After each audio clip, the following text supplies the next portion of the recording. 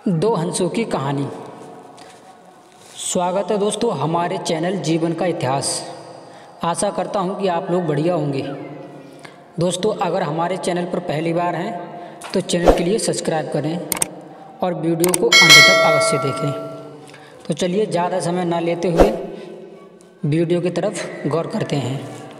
मानसरोवर जो आज चीन में स्थित है, कभी टमानस सरोवर के नाम से विश्वविख्यात था और उसमें रहने वाले हंस नील आकाश में सफ़ेद बादलों की छटा से भी अधिक मनोहर थे। उनके कलरव सुंदर नुपुर ध्वनियों से भी अधिक सुमधुर थे। उन्हीं सफ़ेद हंसों के बीच दो स्वर्ण हंस भी रहते थे। दोनों हंस बिल्कुल एक जैसे दिखते थे और दोनों आकर भी अन्य हंसों की तुलना में थोड़ा बड़ा था। दोनों समान रूप से गुणवान और शीलवान भी थे। फर्क था बस इतना कि उनमें एक राजा था और दूसरा उसका वफादार सेनापति। राजा का नाम धृतराष्ट्र था और सेनापति का नाम सुमुख। दोनों हंसों की चर्चा देवों, नागों, यक्षों और विद्याधर के बीच अक्सर हुआ करती थी। कालानंतर में मनुष्य योनि के लोगों को भी उनके गुण सौंदर्य का ज्ञान होने लगा। वाराणसी नरेश ने जब उनके विषय में सुना तो उसके मन में भी उन हंसों को पाने की प्रबल इच्छा जागृत हुई। तत्काल उसने अपने राज्य में मानस सदृश से एक मनोरम सरोवर का निर्माण करवाया, जिसमें हर प्रकार के आकर्षक जलीय पौधे और विभिन्न प्रकार के कमल जैसे पुष्प, पुंडरीय, सौगंधित, तमरस और विकसित करवाए और जलीय पक्षियों की सुंदर प्रजातियां भी वहाँ बसाई गईं। साथ ही राजा ने वहाँ बसने वाले सभी पक्षियों की पूर्ण सुरक्षा भी करवाने की घोषणा करवाई, जिससे दूर दूर से आने वाले पक्षी स्वच्छ भाव से वहाँ विचरण करने लगे। एक बार वर्षा काल के बाद जब हेमंत प्रारंभ हुआ और आसमान का रंग बिल्कुल नीला होने लगा, तब मानस के दो हंस वाराणसी के ऊपर से उड़ते हुए जा रहे थे। तभी उनकी दृष्टि राजा के द्वारा निर्मित सरोवर पर पड़ी।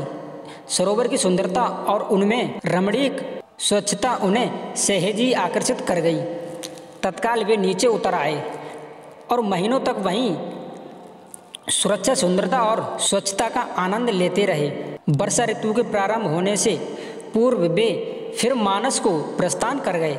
मानस पहुंचकर उन्होंने अपने साथियों के बीच वाराणसी के सरोवर की इतनी प्रशंसा की कि सारे हंस वर्षा के बाद वाराणसी जाने की ठान गए।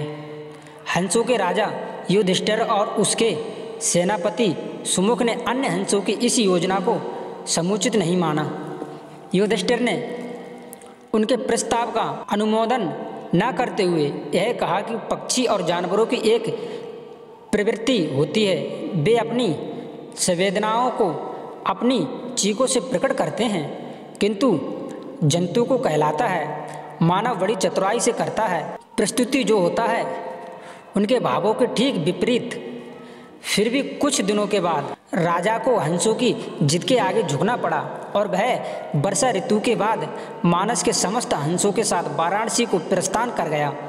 जब मानस के हंसों का आगमन वाराणसी के सरोवर में हुआ और राजा को इसकी सूचना मिली तो उसने अपने एक निषाद को उन दो विशिष्ट हंसों को पकड़ने के लिए नियुक्त किया गया।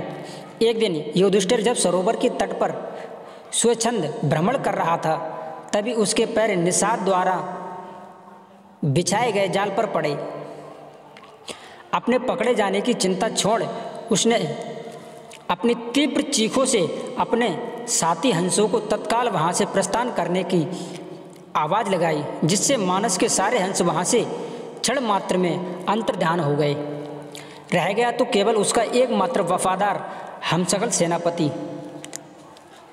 हंसराज ने अपने सेनापति को भी उड़ जाने की आज्ञा दी, मगर वह उसको साथ अपने राज्य के पास ही जीना मरना उचित समझा था। निषाद जब उन हंसों के करीब पहुंचा तो वह आश्चर्यचकित रह गया, क्योंकि पकड़ा तो उसने एक ही हंस था, फिर भी दूसरा उसके सामने निर्भीक खड़ा रहा था। निषाद ने जब दूसरे हंस को इसका कारण पूछा तो वह चकित हो गया, क्योंकि दूसरे हंस ने उसे यह बताया कि उसके जीवन से बढ़कर उसकी वफादारी और भक्ति है। एक पक्षी के मुख से ऐसी बात सुनकर निषाद का हृदय परिवर्तन हो गया। वह एक मानव था, किंतु मानव धर्म के लिए वफादार नहीं था। उसने हिंसा का मार्ग अपनाया था और प्राणापति से अपना जीवन निर्वाह करता था। शीघ्र ही उस निषाद ने अपनी जागृत मानवता के प्रभाव से आकर दोनों ही हंसों को मुक्त कर दिया। दोनों हंस कोई साधारण हंस नहीं थे। उन्होंने अपनी दूरदृष्टि से यह जान लिया था कि वह निषाद राजा के कोप का भागी बनेगा। अगर निषाद ने उसकी जान बख्शी तो उन्हें भी निषाद की जान बचानी जरूरी थी। अतः तत्काल वे निषाद के कंधे पर सवार हो गए और उससे राजा के पास चलने को कहा। निषाद के कंधों पर सवार जब वे दोनों हंस राज दरबार पहुँचे तो समस्त दरबारी चकित हो गए। जिन हंसों को पकड़ने के लिए राजा ने इतना प्रयत्न किया था वे स्वयं ही उसके पास आ गए थे। वास्तविक राजा ने जब उनकी कहानी सुनी तो उसने तत्काल ही निषाद को राजदंड से मुक्त पुरस्कृत किया। उसने फिर उन ज्ञानी हंसों को स्थिति प्रदान किया था तथा उनकी देशनाओं को राज दरबार में सादर सुनाता रहा। इस प्रकार कुछ दिनों तक राजा का आतिथ्य स्वीकार कर दोनों ही हंस पुनः मानस को वापस लौट गए।